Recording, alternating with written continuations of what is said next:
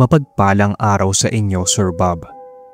Itago niyo na lang ako sa pangalang Edmond, laking probinsya ng Cagayan Valley, bayan ng Ballesteros. Gusto ko lang sanang ibahagi ang naging karanasan ko noong nasa elementarya pa lang ako, taong 90s.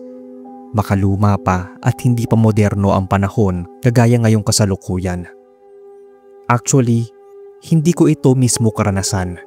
Sa isang estudyante talaga ang ibabahagi kong kwento, pero nadamay kasi kami sa nakapaninindig balahibong pangyayari na hindi ko makakalimutan magpasa hanggang ngayon.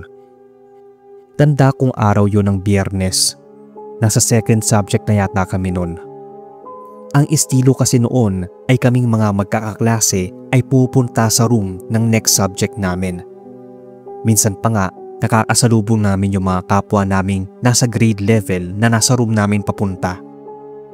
Filipino ang subject namin nung araw na yon, Sir Bob. Nasa kalagitnaan kami ng pag-aaral nang biglang dumating ang isang babaeng guro na humahangos. Tinawag niya yung teacher namin dahil may nangyari daw sa pamangkin nito. Sabi ni Sir na walang lalabas sa amin at saglit lang siya mawawala. Babalik din siya agad. Pero nasa 20 minutes na siguro ang nakaraan at malapit na matapos ang klase namin kay Sir Jonathan ay hindi pa rin siya nakakabalik. Dahil nga sa mga bata pa kami at na-curious dahil na rin sa nakikita naming ibang estudyante nagtatakbuhan at nagpupunta sa iisang direksyon, ay 10 ng aking mga kaklase ay sumunod na rin kami. Dito namin napag-alaman na yung pamangkin ni Sir Jonathan ay nakakita di umano ng putol na mga kamay at paa sa lumang kubeta na nasa likuran ng kanilang silid-aralan. Namumutla ang kanyang pamangkin na babae habang karga niya ito sa bisig. Imbis nga na dalhin ito sa doktor, ay nagtawag ang iba sa mga guro ng magtatawas o albularyo. Pagdating nga ng manggagamot, ay napailing nang makita yung pamangkin ni Sir Jonathan. Dinig na dinig namin, Sir Bob, mula sa albularyo na dati palang Bartolina o imbakan ng mga bangkay ng mga inosenteng sibilyan na nadamay doon sa gyera noong unang panahon ang parte ng eskwelahan namin, lalo na doon sa may CR. Nanindig talaga ang mga balahibo ko dahil sa narinig. Di ko naisip na ang mga kakatuwang pangyayari nung nasa grade 2 pa lang ako at sa room na malapit sa lumang kubeta ay madalas din akong makaramdam ng kakaiba nun. Tulad ng tuwing nagwawalis ako ng mga tuyong dahon sa lugar na yon, ay may kung anong kakaibang samyo ng hangin na parabang yumayakap sa akin. Pero bigla rin namang nawawala. Sa mga orasyon at mga dahong itinapal ng albularyo sa pamangkin ni Sir Jonathan, nanumbalik naman sa normal na kulay yung kutis nito. Natuwa at nagpalakpakan pa kami nun dahil sa husay ng matandang manggagamot. Simula nang marinig ko yung kwento ng albularyo patungkol sa nakaraan ay parabang nagbukas na rin yung third eye ko, Sir Bob. Madalas na kasi akong makakita at makaranas ng kung ano-ano na lang na susunod kong ibabahagi sa inyo kapag nagka-oras na. Ako mismo ang nakasaksi at nakainkwentro ng kung ano-anong kababalaghan. Hanggang dito na lang ang kwento ng schoolmate ko nung elementary, Sir Bob. Ipapadala ko na lang din ang kwento kapag natapos ko na. Maraming salamat sa pagbabasa.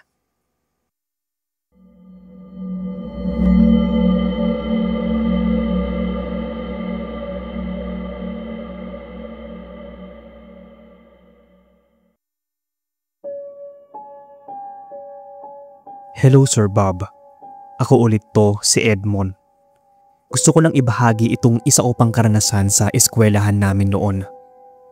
Dahil sa ako ang may pinakamalapit na inuuwi ang bahay, ay ako ang naatasang magtago ng susi ng aming classroom, Sir Bob. Siyempre, dahil sa ako ang tagahawak, ay dapat maaga rin akong papasok para buksan ito. Kaya ang ginagawa ko ay pupunta muna ako ng eskwela para buksan yung aming silid. Saka ako uuwi para maligo at magbihis ng uniform dahil nga malapit lang naman ito sa bahay. Ayos pa naman yung unang linggo, pero kalaunan ay iba na yung naging karanasan ko. Isang umaga, nakabisikleta ako noon papuntang elementary school para gawin ang nakatoka sa akin. Nang mapansin kong parang may tao sa likod ng eskwelahan. Naisip ko na baka may maagang pumasok. Pero imposible kasi 5:00 pasado pa lang ng madaling araw nung mga oras na yon. Pagsandal ko ng aking bisikleta sa katawan ng malaking puno ay nagpunta ako sa likod ng aming school. Pagdating ko doon ay wala naman akong ibang nakitang tao maliban sa kakaibang pakiramdam dahil sa malamig na paligid. Naisip ko na siguro ay guni-guni ko lang yon. Hahakbang na sana ako pabalik nang may mapansin akong isang babae. Kalahati lang ng mukha niya ang naasilip sa may likod ng kubo-kubo sa may garden. Sa likod kasi ng eskwelahan namin, Sir Bob, ay may mini garden kami na tinataniman namin ng iba't ibang uri ng gulay. At sa tabi ng hollow block na pader ay nagpagawa yung aming advisor ng isang kubo-kubo para mapagsilungan kapag nagtatrabaho kami sa mainit na araw o di kaya biglaan yung pag-ulan. Sino ka? Saad ko dito? Pero hindi siya sumasagot. Maputla ang mukha niya, Sir Bob, at may bahid ng kalungkutan yung kanyang mga mata. Kaya naisip ko na baka napagalitan ito ng kanyang mga magulang kaya naglayas at sa mini garden naman ito nagtago. Kinakausap ko siya habang papalapit sa kanyang kinaroroonan. Hindi ko rin maiwasang kilabutan ng mga sandaling iyon sa hindi maipaliwanag na dahilan. Pagkalapit ko, bigla siyang nagtago sa likod ng kubo. Naririnig kong umiiyak siya. Pero nang silipin ko yung likod ng kubo, wala akong nakitang babae. Dito na nag-umpisang magtindigan ang mga balahibo ko sa katawan, lalo nang narinig ko ulit yung iyak niya. Pero nasa malaking kahoy na ito nagmumula kung saan ko ipinarada yung bisikleta ko. Napatingin ako sa itaas ng malaking kahoy. Sa isang sanga nito na may kalaparan, nakita ko muli yung babae. Nakayakap ito sa sanga habang yung kalahati ng mukha nito ay nakalabas at nakatingin sa akin. Malungkot yung mata niya. Napa-sign of the cross ako noon, Sir Bob, dahil sa takot. Papaanong bigla siyang napunta doon? Kani-kanina lang ay nagtago siya sa loob ng kubo. Hindi pwedeng bigla siyang tatakbo na mabilis dahil mapapansin ko siya. Pumikit ako at saka nagdasal. Pagmulat ko ng mga mata, nasa harapan ko na siya at buong-buo ko na siya nakikita. May basad yung kalahati ng noo niya na may dugong umaagos. Wasak yung isa niyang mata at napakarumi ng kanyang kasuotan. Pati yung mga binti niya ay may mga bahid ng dugo. Bigla siyang umiyak gaya ng nauna kong narinig kanina.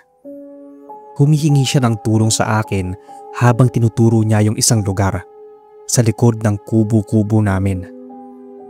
Pagbaling ko muli ng tingin sa multo ng babae, wala na ito sa kinatatayuan niya kanina. Doon na ako kumaripas ng takbo. Nang hawakan ko yung bisikleta ko, may humawak rin sa kamay ko. Napakalamig at nakakatakot. Hindi ko magawang tingnan. Nagsisigaw ako at humihingi ng awa sa kanya na wag niya akong sasaktan. Bumitaw naman siya at nawala ang nakakatakot na samyo ng hangin na dumampi sa balat ko. Hindi ko na matandaan ang mga sumunod na nangyari. Basta natagpuan ko na lang yung sarili kong pawisan habang mabilis at panay ang pedal sa bisikleta ko. Pagdating ko sa bahay, kinuwento ko to sa mga magulang ko. Nung una ay hindi sila naniwala. Pero nang mapansin ni nanay ang pagkanginig ko, ay lumapit siya sa akin at hinawakan ng noo. Ayon sa kanya ay may sinat daw ako. Kaya dari-dari niya akong inalalayan saka dinala sa loob ng kwarto ko. Kumuha siya ng maligamgam na tubig sa kabimpo. Pinunasan niya yung buong katawan ko. Sinabihan ni nanay si tatay na tawagin si Tata Pilo, yung albularyo sa aming lugar. Ramdam ko rin na parang tumaas yung lagnat ko kasi kahit na matingkad ang sikat ng araw, nilalamig pa rin ako. Wala ring naging epekto sa akin yung pinainom na gamot. Ipinagpaalam muna ako sa school na hindi muna ako makakapasok. Grabe ang panginginig ko nun. Kapag nakaidlip ako, ay mukha ng babaeng multo ang rumerehistro sa aking isipan. Hindi ko na alam ang mga sumunod na nangyari dahil hindi ko na nagawang madilat pa yung mga mata ko noong mga sandaling yon. May naririnig akong mga boses pero di ko matukoy kung sino-sino sila. Makalipas ang ilang sandali, Nakaramdam na rin ako ng unti-unting paghupa ng lagnat. Pagdilat ko, nakita ko si nanay na nakatulog sa tabi ko pero nakaupo sa upuan. Si tatay naman ay naasandal sa tabi ng pintuan na nakapikit ang mga mata. Talagang binantayan nila ako. Tinawag ko silang dalawa at sinabing nagugutom ako. Nataranta naman yung mga magulang nang magising sila at agad nila akong pinagsilbihan. Nang makabawi ng lakas ay tinanong ko sila kung anong nangyari. Nakaagad naman nilang ikinuwento. Ayon daw kay Tata Pilo ay sinaniban ako ng multong babae sa eskwelahan para ipabatid at ipaalam ang nangyari sa kanya nung unang panahon. Biktima pala ito ng panggagahasa at pagpatay ng mga nakikidigma. Humihingi rin daw siya ng basbas at dasal upang makaakyat na siya sa kanyang patutunguhan at matahimik na ang kanyang kaluluwa. Si Tata Pilo na daw mismo ang nanguna sa gawaing yon sa likod ng aming paaralan sa may kubo-kubo. Nagpaalam naman ito sa prinsipal na pinaunlakan naman dahil maski sila ay naniniwala sa mga kababalaghan. Hapon na nang maabalik yung albularyo sa bahay para ikwento ang kanilang naging karanasan kasama yung iba kong mga guro. Pagkatapos daw nilang alayan ng dasal at misa ang nahukay ng mga buto ng multong babae, ay dinampihan daw sila ng kakaibang hangin. Malamig daw yun sa balat, pero mainit sa kaloob-looban. Binigyan daw nila ng disenteng libing ang labi ng nahukay nila para mas lalo itong matahimik. Simula din nung araw na yon ay hindi ko na naranasang makakita ng multo o ng mga kakaibang nilalang, Sir Bob. Isinarado na kasi ni Tata Pilo ang aking third eye nung isinailalim niya ako sa gamutan. Hindi ko raw kasi ito kayang dalhin at bumibigay lang yung katawan ko, kaya mas maiging isara na lang ng permanente para maapamuhay daw ako ng normal gaya ng ibang mga batang kaedaran ko. Hindi na rin ako tumutol pa, pati na rin sina nanay at tatay, sang-ayon sa ginawa ng albularyo.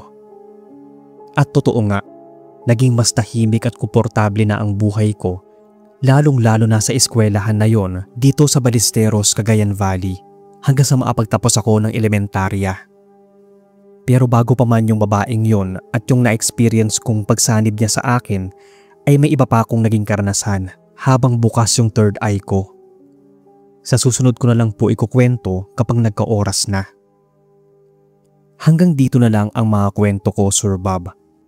Maraming salamat sa inyong oras at more power sa inyong channel.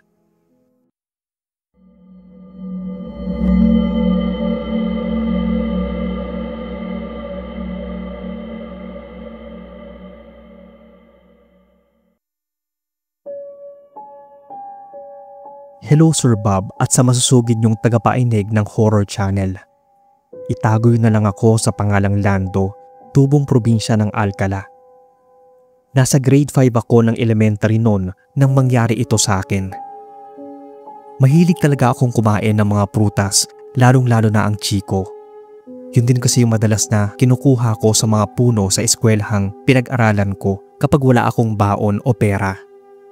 Karamihan kasi ng tanim na makikita noon ay pawang mga prutas, pero mas lamang ang chiko, kaya ito talaga yung nagustuhan ko. Lahat ng baitang ay may ganoong puno. Magkagayon man ay bawal manguha ng sobra. Sa madaling salita ay yung makakain mo lang ang pwede mong kunin at bawal kang mag-uwi. Yun ang mahigpit na patakaran noon sa aming eskwelahan. Pero ako, kadalasan ako nakakapagpuslit para maibenta sa mga kalaro ko kapag hapon. Piso lang yung halaga ng isang chiko noon, kaya kapag nakapag-uwi ako ng 5 piraso ay may 5 piso agad ako. Mura pa kasi noon ang mga bilihin. Nasa 3 pesos at 50 sentimos lang noon ang halaga ng pop cola at yung tinapay na tinatawag naming unan-unan dahil halos kasing laki ng unan ng bata ang pagkaagawa rito ay nasa piso lang ang halaga. Hindi ito basta-basta nakakain kapag wala kang pagsasawsawang kape o kaya soft drinks. Hanggang sa nauso yung laruan na pellet gun o baril-barilan. Nagkakahalaga ito noon ng 30 pesos kasama na yung bala nitong maliliit na bilog na gawa sa plastic. Naiinggit nga ako noon sa mga kaklase ko kasi halos lahat sila ay may ganoong laruan na. Samantalang ako ay wala pa. May mga bumabaril pa nga sa akin. Pagkatapos ay pinapakita nila yung gamit nilang baril-barilan para inggitin naman ako. Hanggang sa nag-isip ako ng paraan para makabili din ng sarili kong pellet gun. 30 pirasong chiko ang kailangan kong mabenta para makabili ng baril-barilan. Yun talaga ang laman ng utak ko. Kaya naman gagawin ko talaga yon, sabi ko. Huling subject namin ng hapon. Nagpaalam akong iihi pero may plastic na ako sa aking bulsa. Balak kong mamitas ng mga bunga ng chiko at doon ko isisilid. Saka ko muna itatago kung saan na hindi makikita ng ibang tao. Nang mapuno ko yun ng sapat na bilang na maipampapabili ko ng ninanais kong laruan, itinago ko muna yun, saka bumalik sa klase. Plano ko kasi na pagsapit ng gabi ko na lamang ito babalikan dahil wala namang bantay. Hindi pa kasi uso noon ang security guard sa probinsya namin kahit sa mga eskwelahan. Nakolekta ko na rin yung mga kabayaran ng mga chiko na pinuslit ko. Kaya nang dumilim na ay nagpa siya na akong kunin ang mga yon at sa likod sa may mababang bakod ako dumaan. Medyo maliwanag naman noon dahil sa sinag ng bilog na buwan kaya nakikita ko yung dinadaanan ko. Malapit na ako sa pinagtaguan ko ng mga chiko nang mapansin ko na parang may ibang tao na pumasok sa loob ng CR kung saan ang katabi nito ay ang puno ng chiko na inakyat ko kanina. Nangangamba nga ako na baka isa yung guro base sa nakita kong kasuotan nito at baka mahuli pa niya ako dahilan para mabulilyaso ang aking plano. Kaya nagtago muna ako sa kinaroroonan ko at hinintay ang paglabas nito. Nagtiis ako sa pagpakpak sa akin ng mga langgam at lamok. Kaso ilang saglit na ang nakakaraan ay wala pa ring lumalabas na guro. Nang mainip na ako ay lumabas na ako sa pinagtataguan ko para kunin ang mga chiko. Pero ang mga sumunod na eksena ang hindi ko inaasahang mangyari. Paglingon ko sa harap ng pintuan ng kubeta ay nakita ko ang isang babae na para bang nasunog ang muka. Nakasuot siya ng pang-uniform ng isang teacher pero iba ang disenyo. Sa mga titig niya sa akin ay nangilabot ako ng sobra. Kumaripas ako ng takbo habang nagsisigaw. Wala na akong lakas ng loob para balikan pa yung mga bunga ng chiko dahil baka mas lalo lang akong malagay sa alanganing sitwasyon. Hindi ako nakatulog ng maayos kakaisip sa nakita ko. Kinabukasan ay isinauli ko na lang yung pera ng mga kalaro ko na nag-order sa akin. Kinuwento ko yung naging karanasan ko tungkol sa pagpuslit ko sa eskwelahan para lang makuha yung plastic ng chiko at yung nakakapangilabot kong karanasan na sana ay hindi ko dapat ginawa. Kumalat kasi yon hanggang sa nalaman ng aming principal. Pinatawag niya ako sa office para kumpirmahin kung totoo ba yung nabalitaan niyang ginawa ko at sa nakita kong babae. Hindi na rin ako nagsinungaling pa. Inamin ko ang lahat at ipinagtapat ko ang mga nakita ko. Pagkatapos niyang marinig ang buong detalye ay tumayo siya, saka siya pumunta sa harapan ko at umupo. Dito niya kinuwento ang isang guro na nasunog sa isang CR sa school na yon ilang taon nang nakalipas. Estudyante pa raw sa paaralang yon yung principal namin na yon nang maganap yung insidente. Ayon sa kwento, na-depress daw yung gurong nagmumulto dahil iniwan siya ng asawa at ipinagpalit sa ibang babae. Uso pa noon ang gasera at yun ang ginamit ng gurong nagpaamatay para sunugin ang sarili nito. Pero kamuntikan ng madamay ang buong eskwelahan nang masunog din yung CR na yon kung saan siya nagpaamatay. Kung hindi agad naapula yon. Hindi lang daw ako ang nakaranas na pagpakitaan ng multong guro. Marami na ang nauna. Nanlamig ako habang nagkukwento yung principal namin. Pero napansin niya yon at para paalmahin ng loob ko ay binigyan niya ako ng pera para lang daw matigil na ako sa kalokohan ko at mabili ko na yung gusto kong laruan. Basta daw ay wag ko nang uulitin na manguha ng mga bunga ng chiko para ibenta, lalong-lalo na pag 10 oras ng gabi. Dagdag niya, ilang beses na rin daw napabindisyonan ang kubetang yon sa tabi ng puno ng chiko pero hindi pa rin matahimik ang multo ng gurong nagpakamatay. Marahil daw ay hinihintay niyang mamatay ang dati niyang nobyong nang iwan sa kanya para sabay silang umakyat sa kanilang huling hantungan. Hindi kasi lahat ng kaluluwa ay kaya mong paalisin sa pamamagitan lang ng pagdarasal at bendisyon. May iba na pinipiling manatili sa mundong ito at hindi naratahimik hanggat hindi nila nakukuha ang gusto nila. Kaya wala rin palang pumupunta o nagsisiar madalas doon sa kubetang yon. Ipinangako ko sa sarili ko noon na hindi na ako pupunta sa eskwelahan ng 10 oras ng gabi para lang manguha ng mga bunga ng chiko dahil ayaw ko nang makaengkwentrong muli ang multo ng gurong nasunog ng buhay sa loob ng CR na yon. Ito lang Sir Bob ang kwento ko. Sana ay marinig ko to sa channel nyo dahil palagi kong inaabangan ang mga uploads nyo. Tuloy-tuloy lang po sa pagkukwento, sir.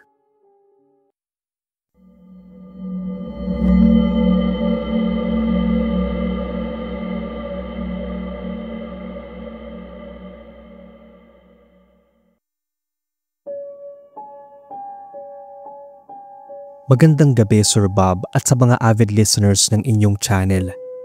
Itago na lang ako sa pangalang Arnel, tubong lalawigan ng Gonzaga. Isa rin ako sa palaging nakikinig sa inyong channel. Bali grade 6 pa lang ako noon nang makaranas ng kababalaghan sa mismong classroom na aking pinasukan. Tabi kasi ang school namin ng lumang sementeryo.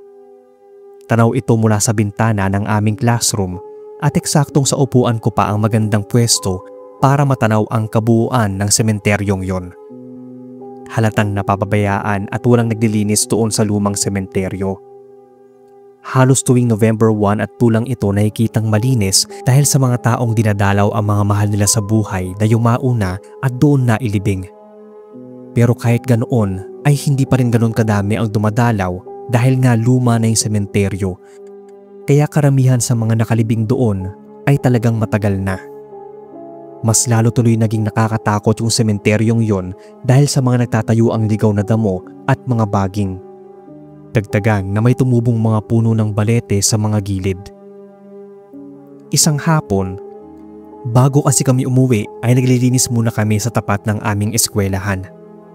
Ang alam ko noon ay lumabas kaming lahat kasama ng aming advisor para magwalis at mamulot ng mga plastik. Kung saan namin noon iniipon ang mga tuyong dahon ay doon din namin ito sinusunog. Abala ako sa pagwawalis nang mapansin ko mula sa bintana ng room namin na parang may dumaan. Hindi ko lang sigurado kung sino yon dahil sa bilis ng pangyayari. Tiningnan ko pa yung mga kaklase ko at binilang sila pero kumpleto naman kaming lahat. Pati yung advisor namin ay abala ring tumutulong sa paglilinis, kaya ipinagkibit-balikat ko na lang yung nakita ko. Pagkatapos naming maglinis, ay bumalik muna kami sa loob ng aming classroom dahil gaya ng aming nakagawian ay magdarasal muna kami bago matapos ang klase para mag-uwian na. Hindi sinasadyang nagawi ang mga mata ko sa bintana kung nasaan ang lumang sementeryo. Nakita ko mula roon ang isang batang lalaki na naka-uniform. Tanda ko pa ang klase ng uniform na yon kasi nakapagsuot na ako dati ng ganoon nung nasa grade 1 pa lang ako. Ang ipinagtaka ko ay matagal nang napalitan ang ganong disenyo ng uniform sa grade 1 at mas moderno na itong tingnan. Pero yung batang nakita ko ay makaluma pa rin yung disenyo ng suot nito, kaya ganoon na lang ang pagtataka ko. Nagulat na lang ako nang tawagin yung pangalan ko ng aming advisor at nasa tabi ko na pala siya nang hindi ko namamalayan. Sinundan pa nga niya ng tingin kung saan nakapukol yung mga mata ko. Pero nang lumingon ako ulit doon ay wala na yung bata. Tinanong ako ng advisor ko kung ano ba'y tinitingnan ko sa labas ng bintana. Nagsinungaling na lang ako at baka pagtawanan pa ako ng mga kaklase ko. Sinabi ko na may malalim akong iniisip na naging kumbinsido naman yung guro namin. Pagkatapos ng aming afternoon prayer ay kanya-kanya kaming buhat ng aming bags. Isa-isang tumayo para lumabas ng school para umuwi na. Pero ako ay iba ang ginawa ko noong mga sandaling yun. Nagpunta ako sa lumang sementeryo kung saan ko nakita yung bata kanina. Pero pagdating ko doon ay wala naman akong nakitang bata. Tanging malamig na hangin lang yung sumalubong sa akin at dumampi sa balat ko. Inilibot ko pa ng ilang sandali ang mga mata ko at nang wala akong nakitang ni isang bata ay nagpasya na akong umalis doon. Akma na sana akong hahakbang nang makarinig ako ng sunod-sunod na pagsitsit. Muli akong nagpalinga-linga hanggang sa mahagip ng aking mga mata ang isang nichong nakabukas. Sobrang pagtataka ko nun kung bakit yun nakabukas. Kakaiba na yung naramdaman ko noong mga oras na yon, pero nilabanan ko dahil sa aking kuryosidad, dahil nga bata. Inisip ko rin na baka pinagtitripan ako ng iba kong mga classmates at nagtatago lang sila sa nakabukas na nicho. Pero ang hinala ko ay napalitan ng pangingilabot nang makita ko ang isang kalansay ng tao na may punit-punit ng kasuotan na uniform na gaya sa batang nakita ko kanina. Buo ang kalansay na yon at halatang hindi nailibing sapagkat nasa ibabaw ito ng lupa na naasandal pa ang ulo sa pader ng nichong nakabukas. Nanindig ang mga balahibo ko nun. Tumayo ako at kumaripas ang takbo habang nagsisigaw. Kahit naman sinong kaidaran ko noon ay tiyak mabubuhayan ng takot sa katawan kapag ganoon ang nakita, lalo't pabadilim na noong mga oras na yon. Pero hindi ko ito kinuwento. Ayaw ko kasing pagtawanan ako ng mga classmates ko. Nagdahilan na lang ako sa aking mga magulang para hindi nila ako pagalitan dahil nga ginabi ako ng uwi. May kalayuan din kasi ang nilalakad ko bago makauwi sa amin. Kakaunti pa lang kasi ang mga sasakyan at tricycle dahil masyado pang rough road noon ang daanan. Ang akala ko ay hindi ko na muling makikita pa yung bata sa lumang sementeryo. Nagkamali ako dahil sumunod niyang pagpapakita ay mas nakakahindik at nakakapanindig balahibo na ang kaganapan. Mga 3:00 ng hapon yon, recess kapag ganoong oras. Tanging mga estudyanteng may baon lang na pera ang nagpupunta ng kantin para bumili ng pagkain nila. Nasa 10 kaming magkakaklase ang may baon na pagkain. Gaya ng naasanayan namin ay pinagsama-sama muna namin ang aming mga upuan para magkwentuhan habang nagmemeryenda. Nakaharap kami pare-pareho sa bintana kung saan matatanaw ang lumang sementeryo. At nang magpakitang muli ang batang naka-uniform ay pareho-pareho kaming nakaramdam ng kilabot at takot. Iba na kasi yung itsura ng bata nang muli itong magpakita. Galit na ang mukha nitong nakatingin sa amin ng masama at inaagnas ang kalahati ng muka. Lahat kami ay nagsigawan at nataranta, lalo yung mga kababaihan. May mga tumakbo palabas at meron pa nga nawalan ng malay. Ewan ko, pero biglang nandilim yung paningin ko hanggang sa wala na akong matandaan pa. Pagkagising ko ay advisor namin yung una kong nakita. May bahid ng pag-aalala sa mukha niya. Sa tabi niya ay ang kasamahan niyang guro na bago pa lang nagtuturo sa school namin. May kaunting kaalaman daw ito pagdating sa pagiging espiritista na matagal daw niyang itinago. At dahil sa nangyari ay kailangan niyang paganahin ulit ang kanyang kaalaman at ang sixth sense. Ayon sa kwento niya ay nasa tabi ko raw ang multo ng bata at gusto niya akong isama para may kalaro siya. Napag-alaman pa ng gurong marunong sa mga kababalaghan na kaya raw namatay ang batang yon at hindi na natagpuan ay dahil sa pakikipaglaro nito ng tagu-taguan sa kanyang mga kaklase. Masyadong malalim noon ang kagubatan malapit sa lumang sementeryo na malapit lang din sa elementary school namin. Maraming mga ahas noon na nanunuklaw ng mga estudyante kaya takot ang mga tao na magpunta rito kaya walang nakapag-isip na dito nagtago yung batang multo. At dito na rin namatay dahil sa agat ng ahas na makamandag, dahilan para hindi ito makahingi ng saklolo. Dagdag pa ng guro na habang kausap daw niya ang batang multo ay hindi niya maiwasan ng malungkot at maawa sapagkat matagal na panahon din daw na mag-isa ang batang palaboy, ang kaluluwa sa nasabing gubat. Medyo nalinis yun ng mga tao naglakas loob dahil natuklaw ng ahas ang kanilang mga anak noon. Para kahit papaano ay kumonte ang mga ahas sa lugar. Kaya naman nagawa ng batang multo na magpakita para maipaglaro ng tagu-taguan. Hindi pa raw niya kasi matanggap na patay na siya. Wala raw siyang balak manakot at tanging pakikipaglaro lang ang intensyon niya at sabik na rin daw siyang makita ang mga magulang niya. Umiiyak pa nga yung teacher na yon habang nagkukwento. Matapos maglahad ng saloobin ng bata ay yung gurong espiritista naman ang nagpaliwanag ng lahat. Mabuti na lang daw at likas na sa pagiging mabuti ang batang multo kaya agad niyang naintindihan ng lahat kahit sa murang edad ng kanyang pagkamatay. Kusa na rin daw itong naglaho matapos mapainggan ang katotohanang nangyari sa kanya. Binigyan ng mga guro at kaming ibang mga estudyante ng marangal na libing ang labi ng batang multo. At dumalo din ang mga magulang nito na humingi ng tawad sa maraming taon na hindi siya nahanap ng mga ito. Sa huling pagkakataon ay nagpakita ang bata sa akin pero malinis na ang damit nito na kulay puti, naangiti pa. Napatingin muna ako sa gurong espiritista at tumango siya sa akin. Doon ko palang ginantihan ng pagkaway at pagngiti yung batang kaluluwa. Namapansin ako ng mga kaklase at guru ko, ang sabi nila ay naiintindihan nila kahit hindi nila nakikita yung bata. Ang sabi nga ng teacher na yon ay sensitibo rin daw ako kaya nakita ko yung bata.